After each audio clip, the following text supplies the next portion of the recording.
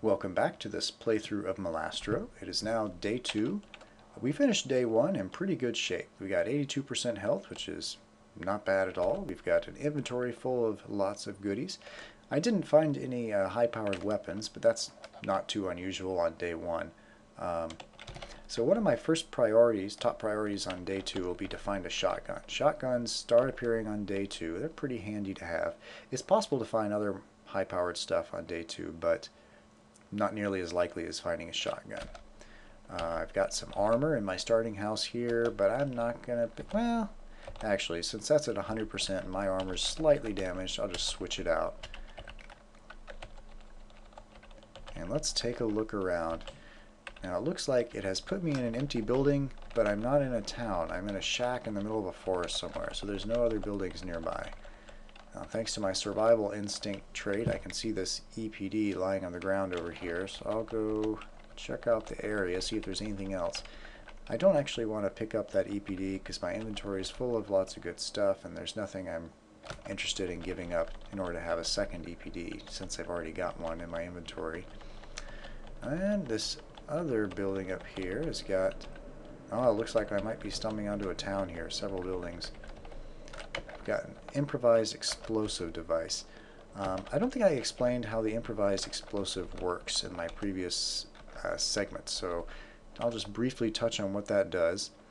The improvised explosive works kind of like the alarm clock. You can give it an arbitrary countdown, and when the countdown gets to 0, it explodes, as you might expect. It's useful for lots of different things, not just killing monsters. You can use it to remotely ignite a fuel spill. Otherwise, you would have to be standing right next to it. You can also use it to draw the attention of monsters, since the explosion itself makes plenty of noise, just like an alarm clock. And inside this building, I've also found a couple half-infected. These guys start showing up on day 2. They are zombies that are kind of zombies and kind of not zombies. They're still smart enough to know how to use a gun, unfortunately for us. And this guy just glared at me. That means he's about to get angry and start shooting. I really don't want to shoot these guys because I don't know what's nearby, and I'm not in the mood for fighting, so I'm just going to hide over here and wait for them to come to the door and then smack them with my knife, which makes less noise than trying to shoot and kill them. I'm not quite sure how many there are. Oh, there's more than one left. Okay, there we go. So that took me down to 36% health, which is not so good. I'm going to use my first aid kit because I don't like wandering around with that much health, but on the plus side, since I use first aid kit, I've got more inventory space and I can pick up that explosive. I've got another shrub lurker here I could potentially use to my benefit if there's other enemies nearby. I can draw them to the shrub lurker and get them killed without having to waste too much ammunition. But it doesn't look like there's anything else. Now this is not a town, it's just a group of shacks in the forest because there's no dirt roads connecting the buildings. There's only 3 of them. So I need to keep exploring, and I've been tracked down by a bunch of dogs. Do I want to try and kill these? I've got my combat knife equipped, so I can't shoot them just yet. I'm going to use my energy drink. This will help me to kill them a little more efficiently with melee combat because my melee speed is boosted from the energy drink. So hopefully that saved me from taking a little bit of damage there. I am a little unhappy that after using that first aid kit I'm already down to 62% again, but what can you do? I do see another first aid kit down here which I can go pick up to replace the one I just lost. We've got some more shotgun shells. Shotgun shells are nice. A shotgun would be nicer. Up against the side of this building right here is a propane tank. Those can be shot with any weapon and to blow them up. But you don't want to do that unless you really need to because it makes a loud noise, which will call all the nearby monsters towards you. Here there's some ammunition for a hunting rifle, but I don't have a hunting rifle.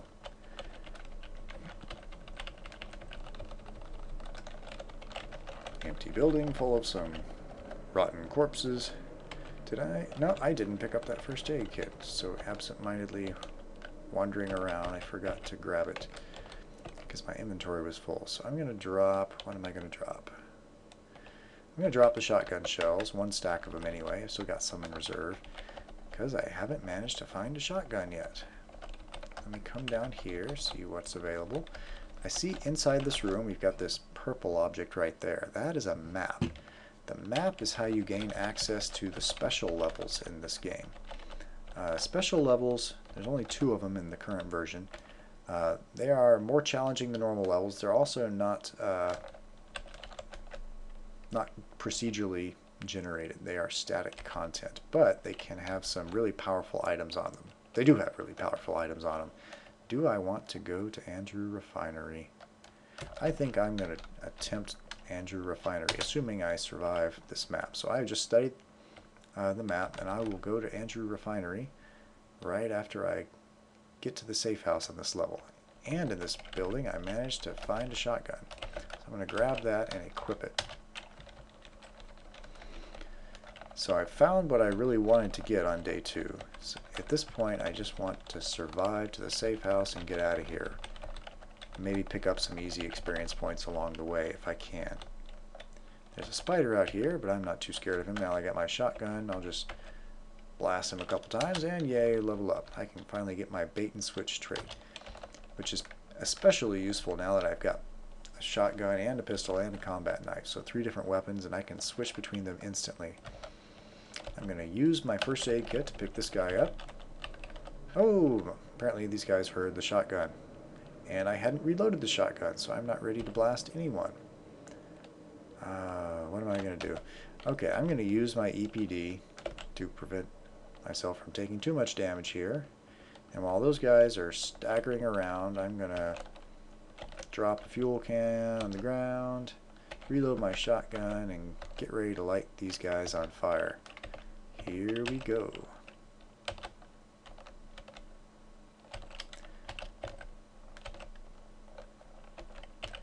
I think that's... There's more coming in. I just hope the fire was able to get all of them. It looks like it. Now the question is, do I risk going all the way back, backtracking to get that EPD? I think so. So I'm going to use the mouse to quickly go way back over there. Didn't run into any big bad monsters, so I'm feeling pretty happy. These blood flies right here, they're kind of obnoxious, but they mostly ignore you. They only get upset when they smell blood, as their name would imply. Otherwise, they just kind of fly around randomly and get in the way. Now I'm getting messages at the top of my screen telling me that these dogs are barking. That's because they are smelling my trail and they're trying to come get me. They don't see me yet, they're not close enough.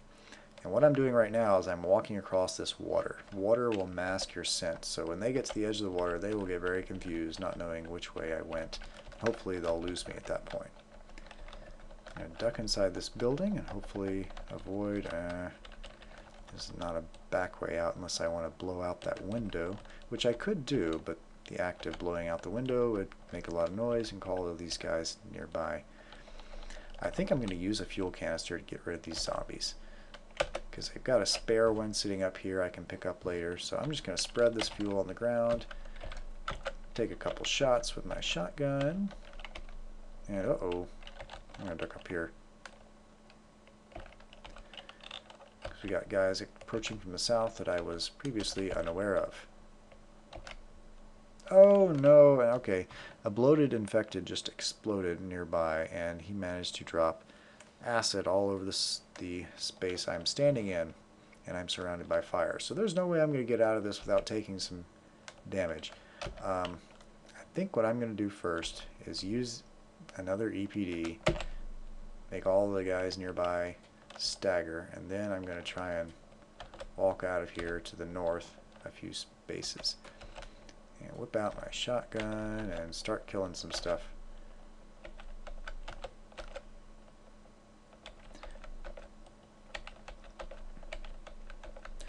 I am just killing things with my shotgun as fast as I can.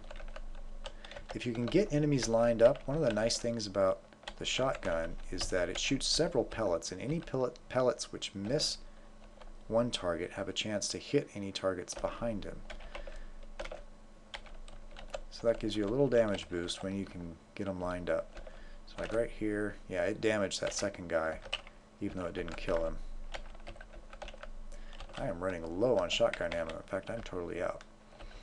So it's time to switch to my pistol. Oh, and there's a frog. Frogs spit acid. The acid doesn't always hurt you on the first turn, but it starts to spread on the ground, and if you keep standing in that location, you will take damage. Oh, I just got a message on the screen. A massacre. Got a little bonus score. That's because I killed several enemies. You have to kill at least 15 in quick succession in order to get the massacre bonus.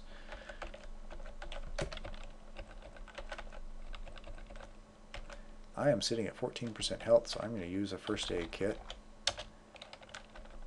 It's very dangerous to be walking around with that little health. You never know when you're going to get hit by a ranged attack unexpectedly. The other obnoxious thing about rats is that it's really hard to get rid of all of them, because when you fire your weapon, the loud noise startles them, all the ones that are close by, so they run away from you, at least for a few seconds, and then they decide they've changed their mind and they come back to kill you. What am I going to do about all these rats? I'm probably going to use another fuel canister to lay down an area they can't follow me through. Oh, this whole room I'm trying to hide in is now covered in acid. So I'm going to switch to my pistol, shoot out this window, hopefully escape without taking too much damage. I'm going to start zigzagging my way through the forest.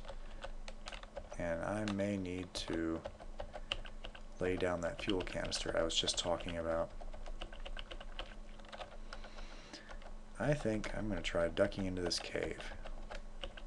The reason I like to duck into the cave right now is because I know the fuel, the fire, will spread to cover up the entire entrance to the cave. So nothing will be able to follow me through here, at least for a few rounds while I make my escape. It would be nice if I found another luminescent pool down here so I could heal up to 100% health. I'm using the mouse to move around right here instead of the keyboard, just a little easier.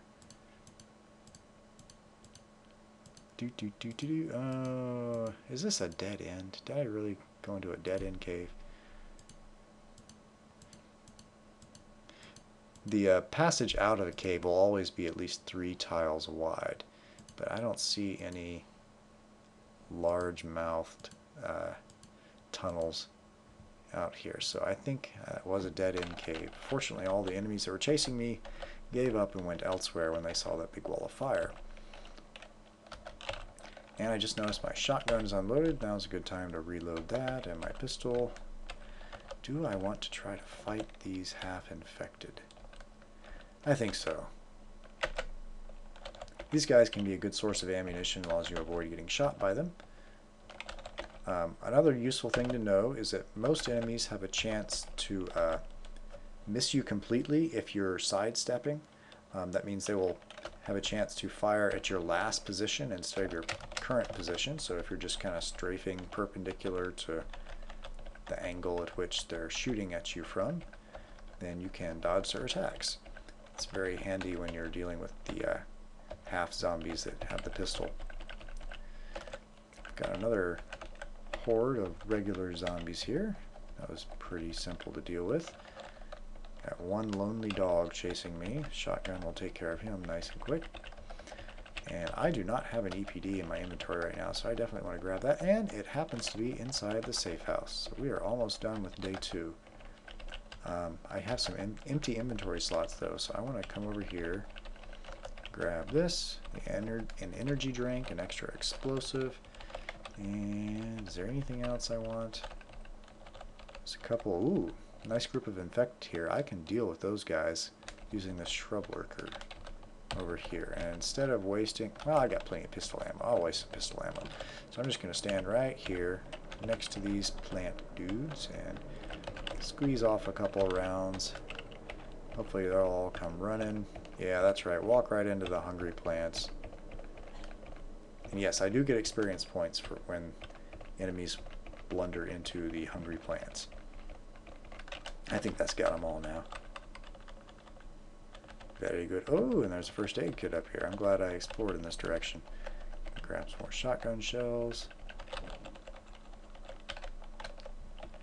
So I just want to drop something real quick to grab this first aid. Now, there's an interesting question. Do I want to hold it in reserve since I don't have another kit, or should I use it now? I'm at 50%, so I think I'm just going to save it. Alright, so off we go to the Andrew Refinery. Oh, but I did want that EPD. What am I going to drop to make room for it?